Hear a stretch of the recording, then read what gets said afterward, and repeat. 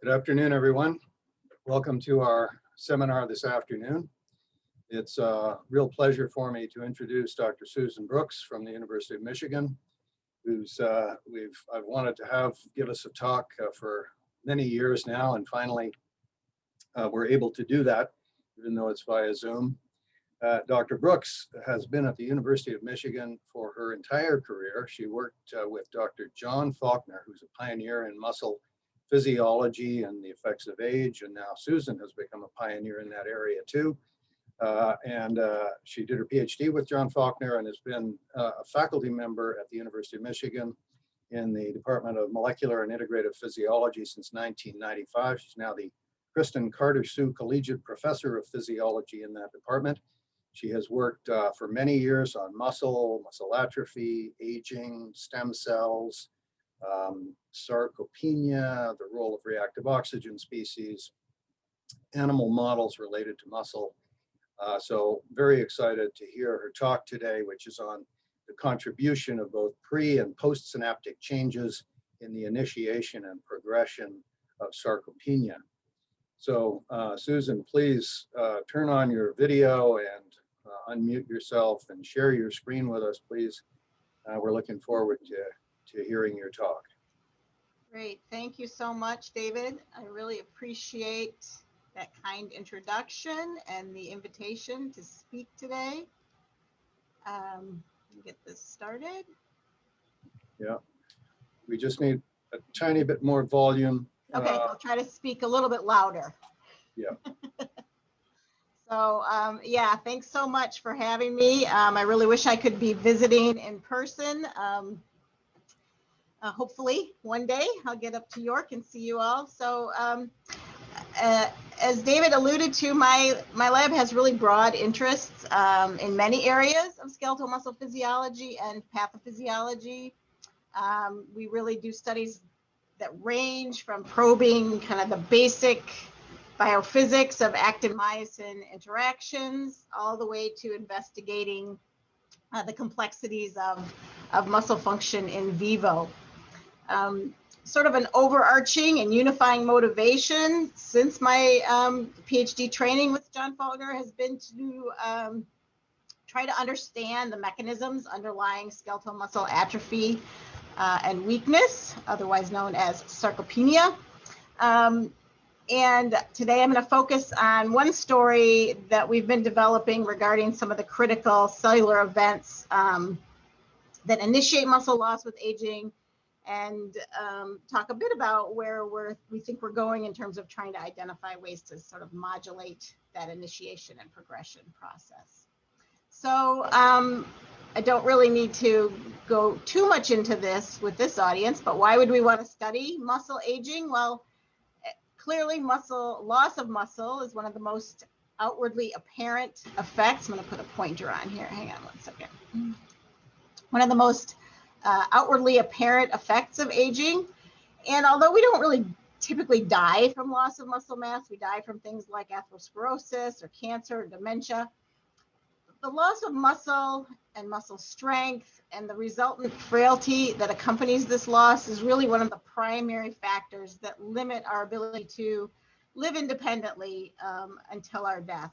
And the ability to live independently, care for ourselves, maintain our mobility, avoid falling and hurting ourselves too badly are really essential to maintaining quality of life as we age. So trying to prevent some of this loss and maintain physical functionality is I think really critical. So how bad is this and what causes it? Bottom line is it's pretty bad.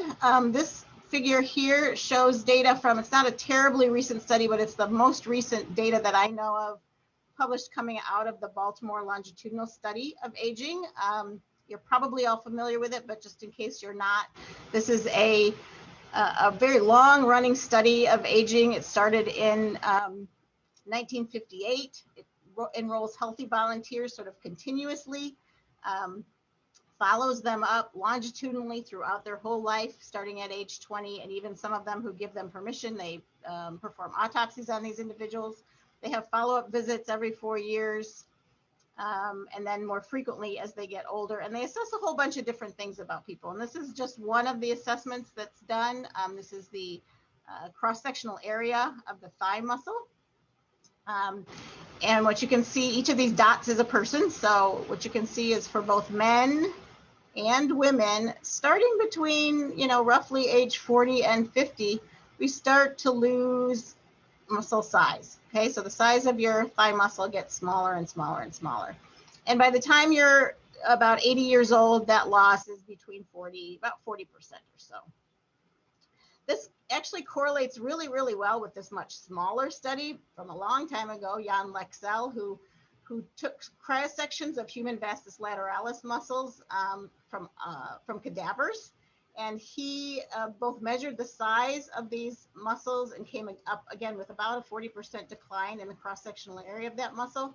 But in terms of what was causing that loss, he came to the conclusion that it was largely due to the loss of muscle fibers. Okay, so this is counting the fibers in the vastus. And again, you see a lot of scatter here, but there's a very clear downward trend. And again, by the time we're out here to about 80 years of age, we've lost about half the muscle fibers from that muscle. Now, this fiber loss is, it's not random, okay?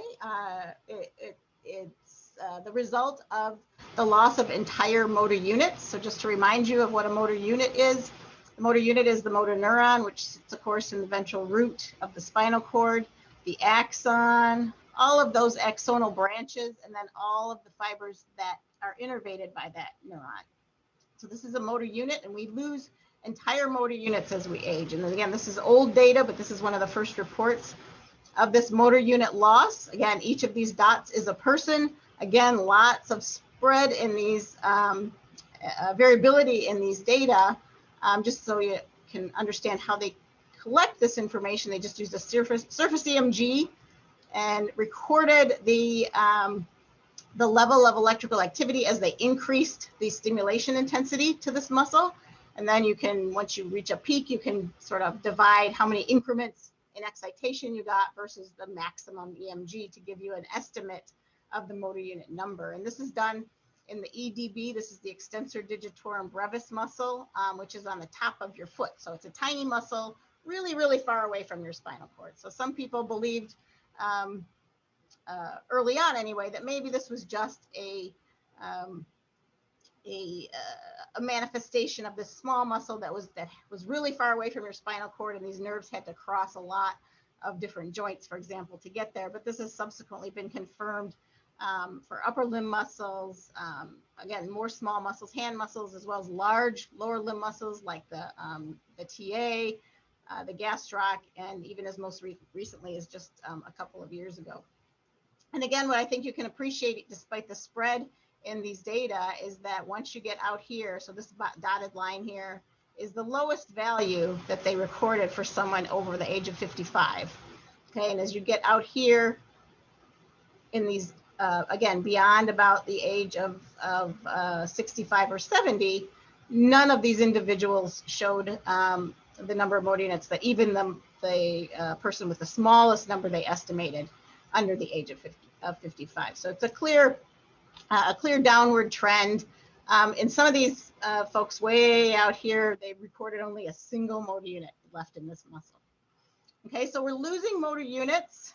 Those whole motor units go, leaving fibers denervated, and then those fibers are lost. What we really don't know too much about, even today, is this primarily a central effect? Okay, is it changes in the central nervous system, the spinal cord, changes in the motor neurons, or is it more of a peripheral effect? So changes out here at the muscle. I'm a muscle physiologist, not a neurobiologist, so our initial focus has been out here in the periphery. And there is a motivation for that, not just because I am a muscle physiologist, but there's data to show that those peripheral synapses, those neuromuscular junctions, accumulate abnormalities, structural abnormalities as we age. And that's shown here. These are some beautiful images from Greg Valdez's group well, this is when he was with doing his training. And the images on the top here show the post-synaptic structure. So this is stained for acetylcholine receptors. And you can see this beautiful sort of pretzel-like structure with these clustering of these receptors into this nice, lovely shape here. This is the presynaptic structure. In this mouse, this was a mouse that's a YFP mouse, so this fluorescent protein expressed driven by the Thy1 promoter, so all of the neurons are glowing green. So this is showing that presynaptic structure, and this is what you can see with the overlay, how there's this really high fidelity, really perfect match between those presynaptic structures and the postsynaptic structures in a normal young mouse. As we age, we see lots of things. We see a breakdown of that postsynaptic structure, so we get fragmentation of the acetylcholine receptors, spreading out of that end plate. We see presynaptic defects as well, both swelling as well as thinning of the axons. And then we see a lot of this type of thing where we've lost that overlap between the presynaptic and postsynaptic structure. So these neuromuscular junctions that look bad, okay, that have structural abnormalities, they accumulate in muscles with age. There's a clear codependence between muscle and nerve function. Obviously, if the nerve ceases functioning, the muscle isn't going to get activated and is going to go through detrimental changes. The muscle also likely supports the nerve in a retrograde fashion. And this accumulation of these structures, as well as this sort of obvious codependence between these two tissues, raised the question in our mind of whether, which was most important? What's the relative importance of the changes in each of these tissues, in the motor neuron versus the muscle? And when we started asking these questions, we were in a really great position to start addressing them because we already had an ongoing collaborative project that was focused on the role of oxidative stress in muscle aging, as David alluded to during his introduction. And this was a collaboration with some really spectacular scientists. Arlen Richardson, who was then at the University of Texas Health Science Center in San Antonio, has now moved to Oklahoma University Health Science Center. He's a gerontologist and really has had a long-standing interest in the role of oxidative stress and aging and longevity. Holly Van Remmen similarly was in San Antonio and is now at the Oklahoma Medical Research Foundation. She's a mitochondrial biologist and expert and is interested in the impacts of innervation on mitochondrial function and the role of mitochondrial dysfunction in age-associated muscle loss.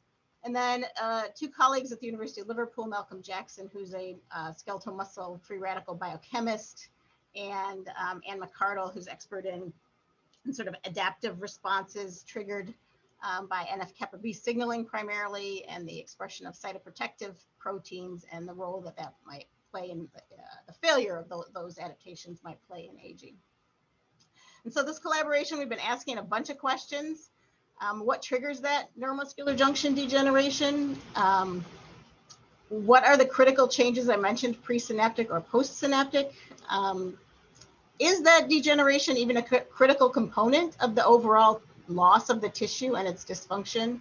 And are there alterations in either tissue that modify either the point of onset or the rate of progression of these declines? And today I'm going to talk primarily about this second question. So we started addressing this question based on a really early observation. So this dates back to 2006, and this was made by Holly and Arlen and Florian Mueller, who was training with them at the time. He identified a model, this copper zinc deficient mouse. So this is a knockout mouse that's completely lacking the cytosolic isoform of SOD1, of superoxide dismutase.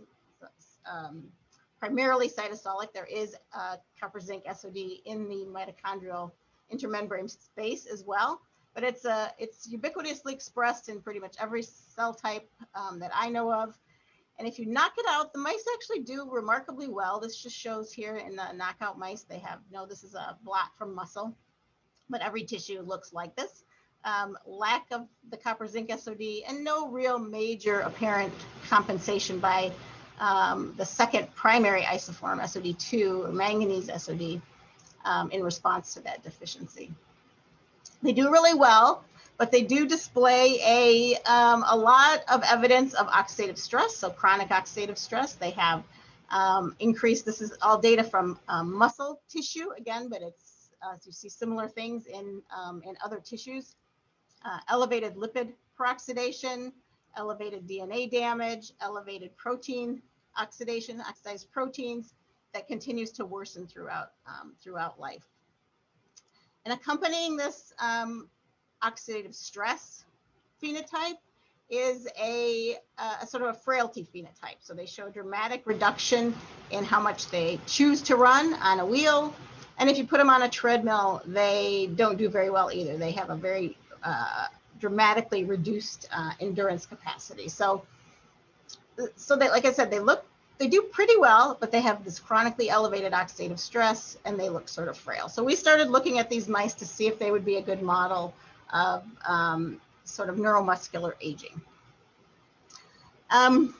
So we followed this up a few years later, and what this data shows is that yes, in fact, they do have an accelerated loss of muscle mass and force. The mass data is shown here first, and I want to point out that they are pretty normal early in life. So littermates, we can't distinguish the knockouts from the wild types when they're born, but very early on after they're born, they start to lose muscle mass such that they're already significantly different from wild type by 8 months of age, even earlier, more like 6 months of age, they're significantly different. And by 20 months, they're atrophied relative to their peak early in life. And this is prior to the point where we see any atrophy in a wild type animal. That loss of muscle mass, similar to what we see in human aging, as I showed you on that first slide, is due to the loss of muscle fibers. So again, no difference in the number of muscle fibers immediately after birth or early on, but then they start losing muscle fibers very early, so that again, by 20 months, they have a significant reduction compared to their peak number, and different from wild type, again, by 6 or 8 months, with no loss over this age range for the wild type animals. They're weaker as well. So this is force measured for the gastrocnemius muscle, stimulated through the nerve, so measured in situ with nerve stimulation. And again, you can see, and then normalized by the cross-sectional area of the muscle. So this is getting at the underlying contractile function of the muscle, correcting for the loss of size. You can see early on, again, they're not different from each other, but they start to get weaker again early on. So they're dramatically weaker than wild type as early as 6 or 8 months of age, and a continuous decline such that by 20 months, again, they're significantly different from their peak. At 20 months in the wild type animals here, this is just a C57 black 6 background. So in these littermates, we actually do see weakness by 20 months in the gastroc compared to the 8-month-old adult animals. Now, another thing that we've done with these animals, and we do frequently, is compare how much force we generate if we measure. So this is just a photograph showing the gastroc of a mouse attached to the lever arm of a motor that's measuring the force production. We initially do this where we have an electrode going in here and stimulating the nerve, and then that's what gave these data here. And then we'll do this again where we stimulate the muscle directly. So we can compare the ability of the muscle to contract with nerve stimulation versus muscle stimulation. And of course, in a healthy muscle, these two things should be the same, right? Because we should have perfect neuromuscular transmission, activate every single one of those muscle fibers, and by directly stimulating the muscle, get the same force. And that's what we see for the wild type animals across this range of ages. In these SOD1 null animals, we see a normal muscle nerve comparison at the very young age, but then as they get older and older, we see increase in the amount of force we can rescue with muscle stimulation compared to nerve. So this is indicating that there's some defect in the ability of that nerve stimulation to fully activate the muscle. So not all of this weakness here is actual contractile weakness. Some of it is due to functional denervation, and we can see that if we look again at the structure of the neuromuscular junctions, where we can see that a significant portion, only a teeny portion of them at 5 months of age actually are fully intact. So these findings support the hypothesis that this neuromuscular junction degeneration is an early event in sarcopenia in these mice. Whether it's super important or not remains to be seen, but it's certainly happening and it's certainly contributing to the phenotype.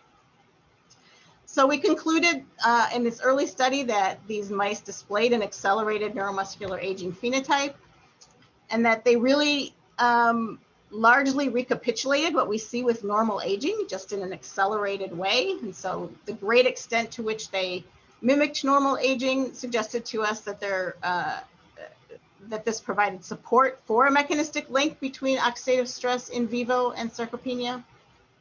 It indicated that these mice could provide a really good model to study how oxidative stress causes sarcopenia and identify key pathways that might be critical in this process. And it gave us the unique opportunity to move forward using genetic approaches to dissect the relative roles of motor neurons and muscle in sarcopenia. And so we did this by making a bunch of new mouse models. We generated a SOD1 floxed mouse. So this allows us to cross this mouse with any transgenic Cre-expressing mouse to, in a tissue or cell-specific way, knock out SOD1. And we've also generated transgenic mice that express SOD1 in a cell-specific way on the background of the null animal. So I'm going to describe some of those findings now. So first, starting out with knocking out SOD1 in just the muscle alone. Is this what's critical? So we used the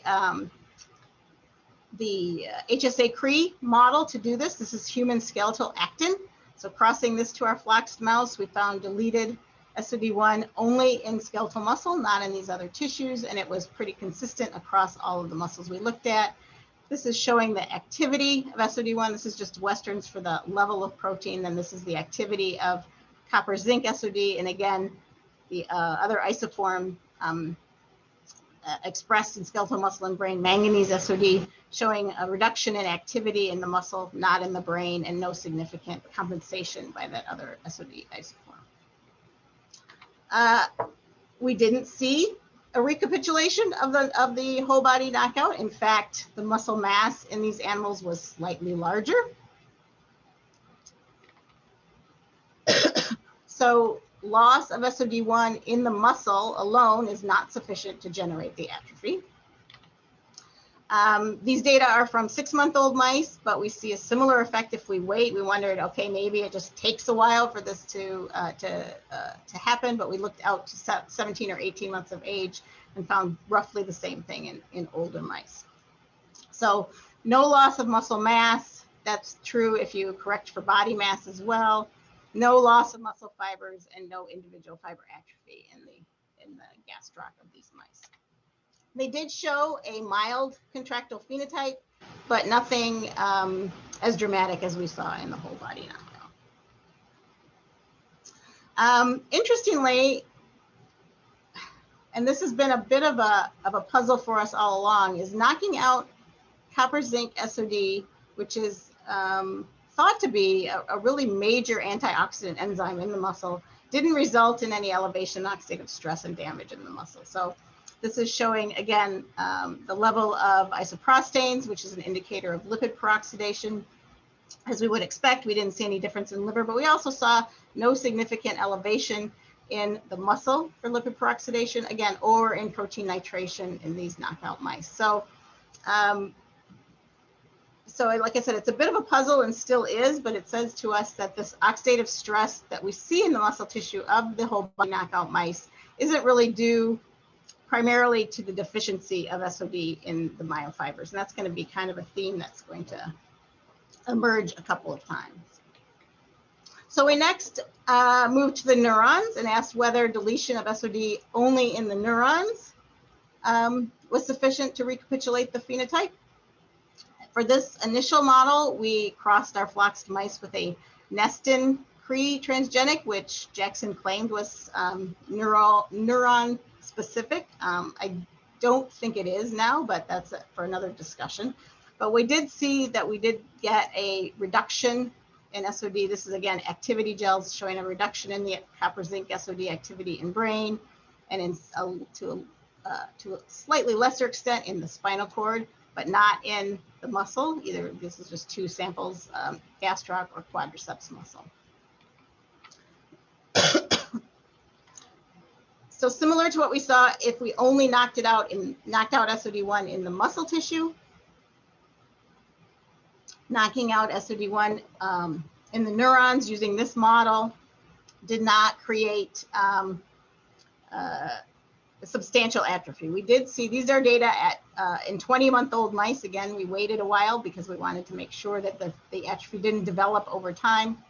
We did see tiny amounts of atrophy in the soleus and a little bit in the quad, but nothing in the EDL and nothing in the gastroc, which is the muscle that's so dramatically affected in the whole body knockout. So maybe some atrophy, but nothing, nothing like what we saw in the whole body knockout mice. And again, similar to the muscle knockout, a small deficit in contractile force in the gastroc, but again, nothing like what we would see in the whole body knockout. So looking at each of these tissues individually, deficiency of copper, zinc, SOD in only myofibers or only in neurons is not sufficient to induce the phenotype. Incidentally, if people want to jump in and interrupt, I have no problem with that. So if people have questions, feel free to unmute yourself and speak up. So we established that knocking out SOD1 was not sufficient to cause the phenotype. And so we went to starting to ask if the expression of SOD1 was necessary to maintain an intact neuromuscular system. So the first thing we did was make a transgenic mouse on the SOD1 null background that rescued SOD in neurons alone. So this was done by making a transgenic mouse that expressed in a neuron-specific way by using the synapsin promoter to drive human SOD1 expression in these mice, crossed those transgenics to the nulls, and created mice that were rescued only in the neurons for SOD, and that's what's shown here, where we have the knockouts with no SOD1 in the gastroc muscle, wild types with normal SOD1 levels, and of course the nerve rescues still have a lack of SOD1 in the muscle. Similarly in the liver, and here in the sciatic nerve, you can see again in the SOD1s, whole body knockouts, no SOD1 expression. This is the native SOD1 expressed in the wild type animals, and then here's that human transgene. It has a slightly different migration rate because it's a slightly different molecular weight in the rescue mice. And the response of these mice was nothing short of remarkable, actually. So these mice, of course, lack SOD1 in every single cell except neurons. And simply rescuing SOD1 in the neurons preserved muscle mass and prevented weakness. So here's just a list. Sorry, it's not a particularly great and effective way to present the data, but a list of multiple muscles showing muscle masses and the significantly lower muscle mass in the knockout mice compared to the wild type mice. And then in the rescue mice, essentially full recovery of muscle mass in all of these various tissues. Similarly, as I mentioned, it also prevented weakness. So here's our gastroc muscle force data again, wild type showing our defect in the SOD1 null mice. So substantial weakness in the gastroc that was rescued in the transgenics in the rescue mice, nerve rescue mice. So again, some of the manipulations in these different cell types led to some sort of surprising findings, and that was also the case in this mouse. as expected, so again, this is lipid peroxidation data based on levels of isoprostanes. As we've shown many times, we get an elevation in the neural tissue in the whole body knockouts. And as one might expect, by reestablishing SOD1 expression in the neurons, we restored wild type levels of lipid peroxidation. So reduced lipid peroxidation compared with the whole body knockout. In contrast, in the muscle, now remember this is, again, we've shown this before, elevated lipid peroxidation in the knockout mice. This is a rescue mouse. Remember, there's only SOD1 in the neurons. It's not been rescued in the muscle tissue or any other cell in the muscle, yet we have a reduction in lipid peroxidation in the muscle. And this shows, again, protein nitration compared to the SOD1 knockout reduction in the wild type, as we've seen before, also in the rescue mice, despite the fact that there, again, is still no SOD1 in the muscle. And then this is just level of another antioxidant enzyme, peroxyredoxin 5, which is a peroxynitrate reductase, which is also not different between the wild type and the rescue mice, whereas it's elevated in the knockouts. So we found no difference between these rescue mice and the wild type for overall redox status in the nerve or in the muscle. And as I think I already mentioned, this is consistent with the findings in the muscle-specific knockout mice that showed no elevation in oxidative stress in muscle despite the lack of copper zinc SOD in the muscle. So why is this? Just another more recent finding from these mice to show that it's not just these markers of oxidative stress. We also measured ROS production from muscle, from the mitochondria. So this was determined using an oxygraph instrument, O2K, studies of permeabilized muscle fibers, bundles of permeabilized muscle fibers from the knockout mice and the rescue mice. This is in the muscle. Again, as we would expect in the SOD1 null mice, we have elevated production of reactive oxygen species from these permeabilized fibers that's rescued in the nerve rescue mice. So again, this is despite the fact that there's no SOD1 in the muscle still. So this is consistent with the data on the previous slide, looking at markers of oxidative stress. So why is this? We think that it's because the oxidative stress perhaps in the SOD1 null animals is not really due to the lack of SOD1 per se in the muscle, but is really secondary to these neuromuscular junction phenotypes. So this again shows staining for the neuromuscular junctions in wild type animals, SOD1 null animals, and then in our nerve rescue animals. And this is just quantifying the number of fully innervated and fully denervated junctions. And we can see that, as we've shown before, we have a reduction in the knockout animals of the number of fully innervated neuromuscular junctions and a dramatic elevation in the number that are fully denervated. We know that denervated muscle actually produces higher levels of mitochondrial ROS. So we think that the data we were seeing on the previous slide is due to this denervation phenotype triggering the mitochondrial ROS production in the muscles and the resultant oxidative stress. And then the rescue, as you can see here, here, and here, of innervation in these nerve rescue mice prevents that denervation phenotype in terms of the muscle oxidative stress response. So the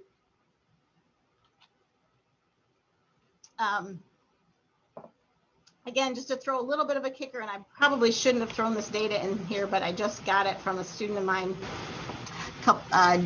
actually just today, and I was really kind of interested to see, because we had pretty much come to the conclusion, like I said, that these ROS phenotypes and oxidative stress phenotypes were secondary to the neuromuscular junction denervation phenotype. But then I got these data. These are from, actually, this is in the wrong place. this is a different model I'm going to talk about in a minute, but this is a model where we've, actually, I'm going to come back to, I'm not going to talk about this right now. I'll come back to that maybe, because I don't want to discuss that model just yet. So anyway,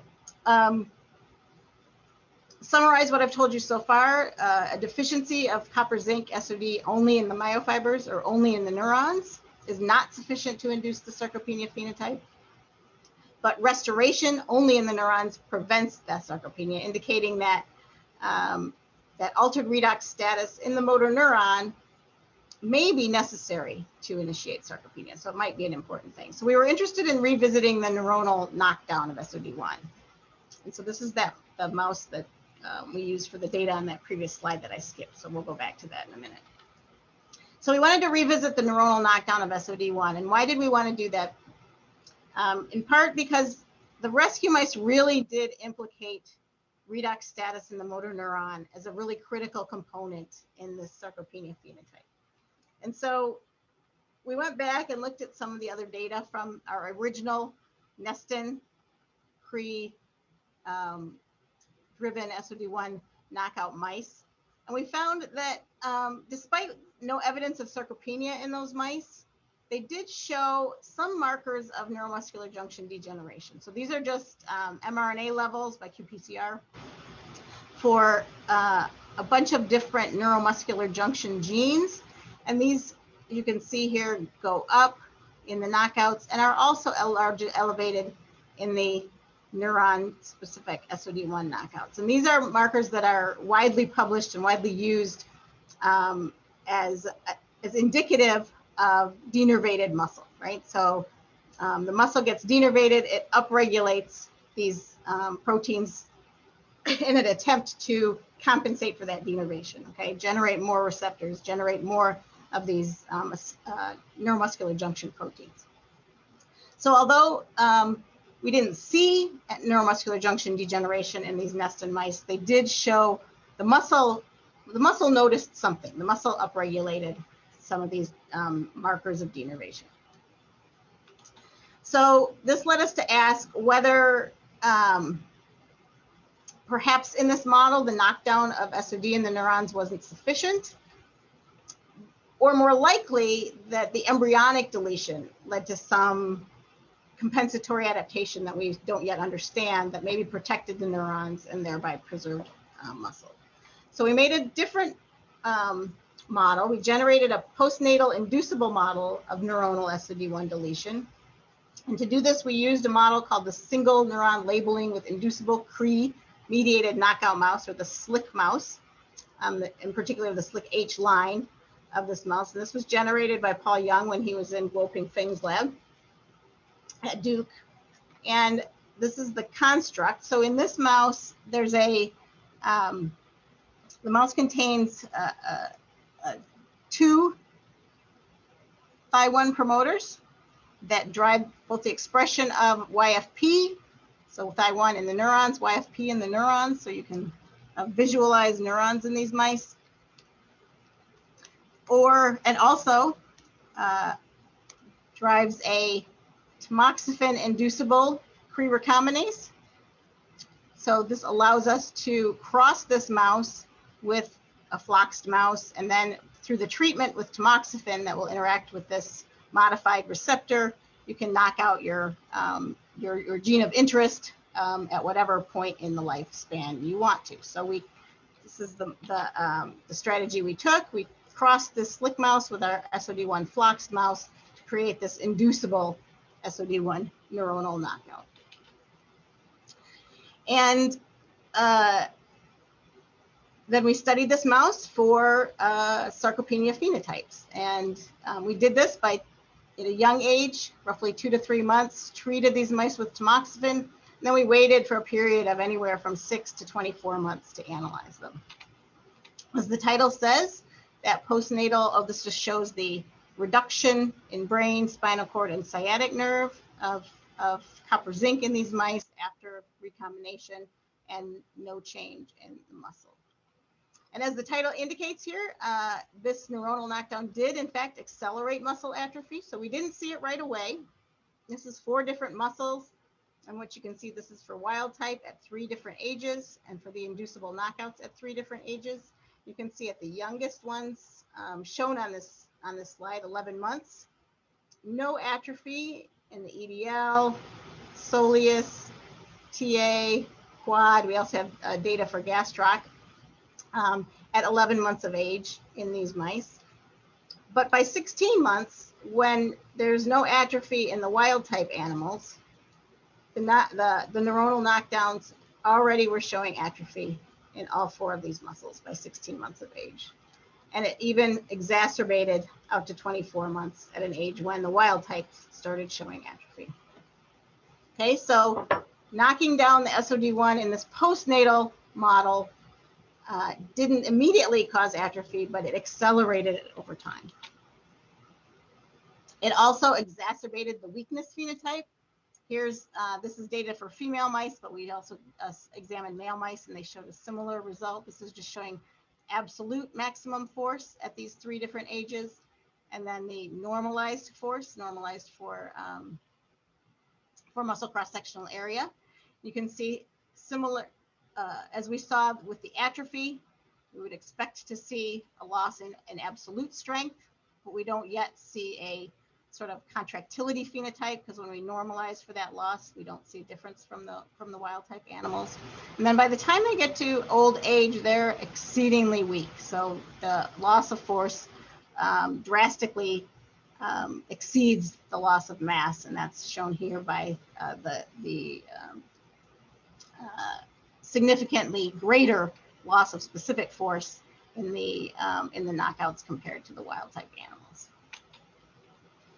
Again, we did the nerve muscle stimulation experiment and showed for both females and males. This is at this 24 to 26 month old time period, showed a substantial increase in force with the muscle stimulation, suggesting that part of this weakness here, I should say, part of this weakness down here was again due to functional denervation in these animals.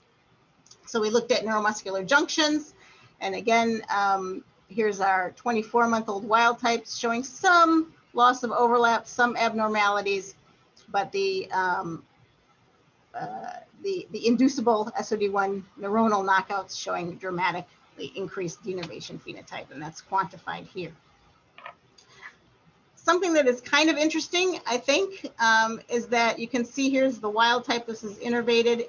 We don't see a significant decline in innervated junctions in the wild type animals until 24 months of age.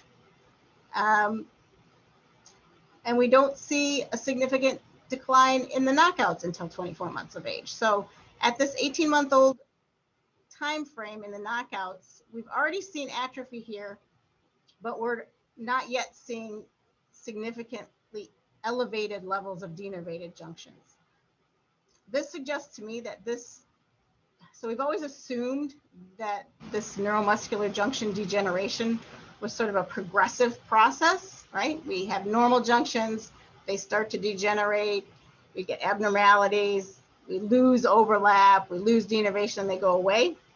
That might not be the case at all. It might be that we just have really nasty looking neuromuscular junctions that hang around for a really long time. They seem to work okay. And then at some point, we have some event that causes the fiber to fully denervate and go away. And then that's what we're seeing in these this very old age, where the inducible knockouts start to show this really dramatic increase in denervated fibers. What those changes are, we don't yet know. One thing that we do know, before I do this though, I'm going to go back to that piece of data because I do think it's kind of interesting. Hopefully I can get there without too much trouble. So I have made this case for the fact that some of these defects we see in the muscle tissue in terms of ROS generation and oxidative stress may be really secondary to those neuromuscular junction degeneration effects. But that might not be entirely the case, and that's based on this data here. So we've been using this assay to allow us to measure mitochondrial function So like during actual physiological activity. So when you excite NAD with with ultraviolet light, it fluoresces when it's in its reduced form, but it doesn't fluoresce in its oxidized form.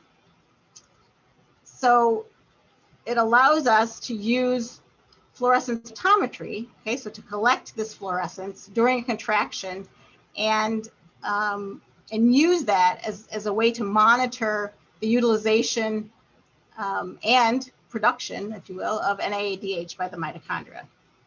And this is the kind when we do a tetanic contraction, shown here in this as the stimulation, this is the sort of response we get. So we get an initial rise that we interpret to be due to glycolysis and the production of NADH, and we can eliminate this first peak by inhibiting glycolysis. Then at some point, the mitochondria get fired up and they turn around and they start using up NADH. And then at some point after the stimulation ends, they start to recover and work back. And this is a very reproducible waveform that we get in this fluorescence measurement in response to a contraction. And what you can see here is that the 3 different age groups of these inducible knockout mice, young mice, middle-aged mice that are about 20 months of age, and old, already at this middle-aged time point are starting to show some defects in mitochondrial function. So, for example, the time from this peak to this peak is extended, okay? So they get more oxidized before they turn around after the contraction. That's shown here in the absolute amount of change. So how oxidized the mitochondria get is driven down further. And then the recovery, so how much they recover afterwards, they stay in a much more oxidized state out here after the contraction ends. So we're already seeing defects in mitochondrial function at this 20-month-old time point. And that's a point where I showed you that the neuromuscular junctions in those mice, so where's that data? Sorry, I put that in the wrong place. That's at a time point roughly when we don't really see substantial denervation in the junction. So our earlier interpretation that all of these mitochondrial effects and Ross generation effects are secondary to denervation might not necessarily be true. So the final piece of data I want to show you is what happens to motor neurons in the spinal cord when we do this postnatal deletion of SOD1. We do this by transecting a motor nerve in the periphery and labeling that nerve. So we put a gel that's soaked with this fluororuby label on the end of the neuron. It's retrogradely transported back up to the spinal cord. This is a longitudinal section of the spinal cord. And you can see the beautiful labeling of the neurons that transported this dye back to the cord with no crossover to the other, the contralateral limb, if you will, so the other side of the spinal cord. We can then focus, here's just another look at the spinal cord in cross-section showing the accumulation of this dye in this one particular region. And then we can focus in and really easily, much more easily than we can with just standard immunohistochemical techniques, count motor neurons in the spinal cord. So here's just an example of a 12-month-old spinal cord, a 30-month-old spinal cord when we did this labeling at the high sciatic level. You can see a dramatic reduction in motor neuron number. This is we can also do this in a muscle specific way where we can cut the nerve just proximal to the muscle that we're interested in, count motor neurons, and again you can see a dramatic reduction in a 30-month-old wild type animal here for the number of motor neurons in the gastroc. We did this for our inducible motor neuron knockout mice, and we very early in the lifespan found a significant reduction in motor neuron number, again, prior to any loss of muscle mass. The loss we see in the wild types, again, at 18 months or so, is prior to seeing a loss in muscle mass. So we think that this data really supports the idea that motor neuron loss is really one of the primary drivers, but this substantial delay between the loss and its manifestation as atrophy or weakness indicates that there's compensatory mechanisms at play that preserve the neuromuscular junctions and protect the muscle from denervation-induced fiber loss. So in conclusion, I've shown you that tissue-specific embryonic deletion, or that's two words there that didn't need to be there, a deletion or reduction of SOD1 in either neurons or muscle does not replicate the premature muscle loss we see in the whole body knockout. Expression of SOD1 in neurons alone is sufficient to prevent neuromuscular junction degeneration, atrophy, and weakness, suggesting that alterations in neuronal function, perhaps due to altered redox status, is an important initiating event. That's supported by the second set of experiments that I showed you, in which postnatal knockdown of neuronal SOD1 results in early motor neuron loss, accelerated muscle loss, and exacerbated late life denervation, wasting, and weakness. And this is what I just said before, that we believe these support a model of neuron dysfunction and death as an initiating event. So we're currently trying to understand this model better, trying to understand what those compensatory mechanisms are that I mentioned. Data I haven't shown you today that we've been exploring. We've looked at a lot of things in terms of postnatal, or not postnatal, post-synaptic function. I've shown you a little bit of this, mitochondrial function, ROS generation, but we've also looked at calcium homeostasis, cytokine profiles, and cytoprotective proteins. Again, that's largely the work in Liverpool, and how these post-synaptic changes might either impair remodeling or induce NMJ degeneration effects. And we think that, of course, it's really critical that we understand these compensatory mechanisms to determine what their limits are and why they ultimately fail, and so that we can try to develop interventions. So just to, I think I've acknowledged all of these people. Lisa did the early work on the SOD1 null animals, looking at the contractility phenotype. She's also done some motor unit contractile measurements in those. Pete McPherson's done all the neuromuscular junction immunohistochemistry. Carol does the sort of basic contractility experiments in my lab. Yusu, who did he's done a lot of the calcium handling work and the NADH autofluorescence experiments looking at mitochondrial function, along with Dennis Claflin. And then two postdocs, I didn't talk about their work, but they're interested in regeneration in these models. And some folks from Holly's lab that have been involved, Arlen, and folks from Malcolm and Ann's lab that have been involved, and the generous support of program project grant from the National Institute on Aging. So I would be happy to answer any questions if we have time. I don't know how long we're supposed to go. Oh, Susan, thank you very much. We have some time, I think. We can, I'll ask people to use the Q&A button on your screen to please ask your question. I'll be able to read the question out, and so Susan doesn't have to, and we'll get her answer on that. And we'll start that in just a second as people put their questions in the Q&A spot. Boy, it's fascinating data and such a nice story that you've told. I really like those models. And I also like your NADH fluorescence measurements in muscle there. That is nice. I like that from a mitochondrial. It's been really fun. We see such a robust signal that's so reproducible and so easily distinguished between different models, right? So I didn't show you what we sort of try to dissect out a bunch of the different components of it, right? And don't fully understand what drives all of them, but can make some inferences, right? And we've just started to really dive into that. We've done it in the knockouts, we've done it in the rescues, we've done it in old animals, and like I said, it's a very robust signal and really easy to identify changes. Is it done in situ, or are you taking? No, we do it in vitro. So we do it in a tiny little muscle that we can excite with the UV light and then collect the fluorescence. So it's an in vitro experiment on a on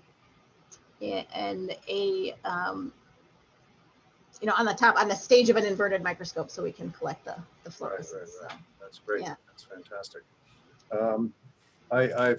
Before we go to the Q&A thing, I just had one more, and that is, I find it interesting that the whole body SOD1 knockout showed all that phenotype from a muscle perspective, and then when you knocked it out in muscle, then you saw a very minor phenotype. I got to say that we saw a similar kind of phenomenon when we did P53 knockout. The whole body P53 knockout shows a much more dramatic muscle phenotype than the muscle specific one. So kind of interesting to see. What do you think is the difference there? Yeah, I have no idea. Those mice do show, they're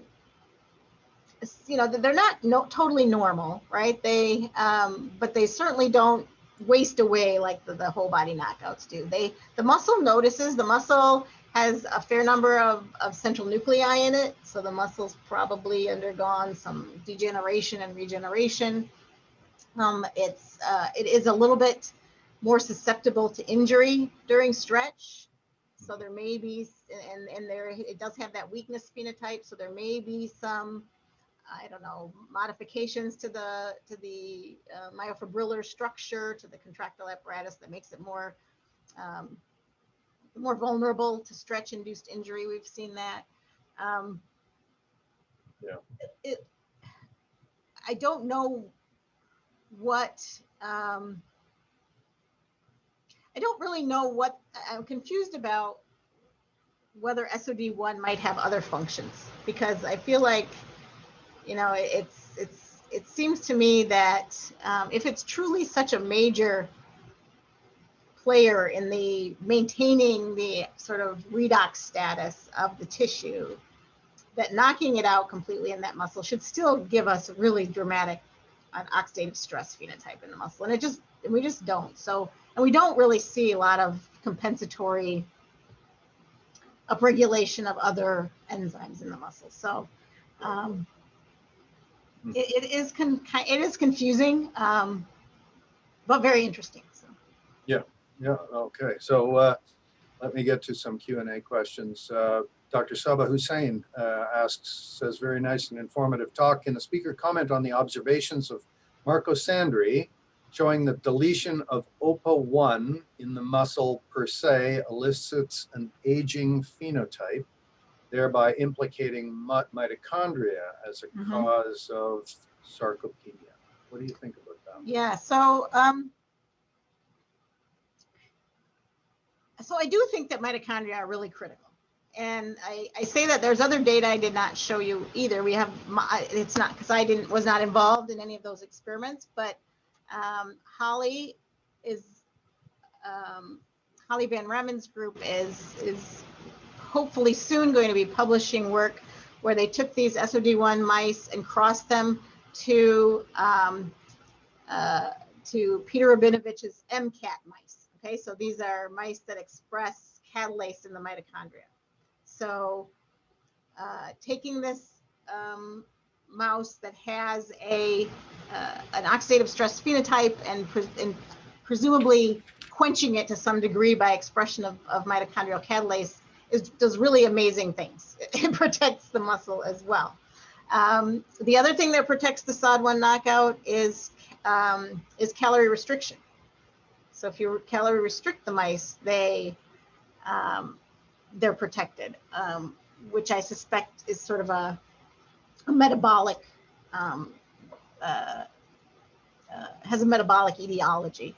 Marco's got some really interesting data on mitochondrial function, on mitophagy, on the role it has in neuromuscular junction maintenance. And I do think that it's important. I think that there's a link with those compensatory mechanisms I was talking about. So I think that we've seen you can lose a lot of motor neurons and a lot of motor units before you really get a manifestation as muscle loss and weakness, because the muscle's really, really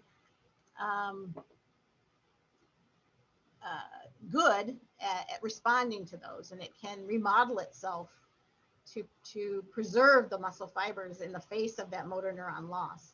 And I think that mitochondrial function is a really important aspect of facilitating that remodeling effect. And I don't know if it's more mitochondria in the muscle, probably partially at least, mitochondria in the nerve, mitochondria in, I don't know, other cell types, but I think muscle mitochondria are probably important for maintaining an inviting environment for reinnervation, you know, and there's some really indirect evidence of that from human studies, showing that really fit older people, you know, appear to have an enhanced reinnervation phenotype. So I think that the muscle mitochondria is important in enhancing some of the compensatory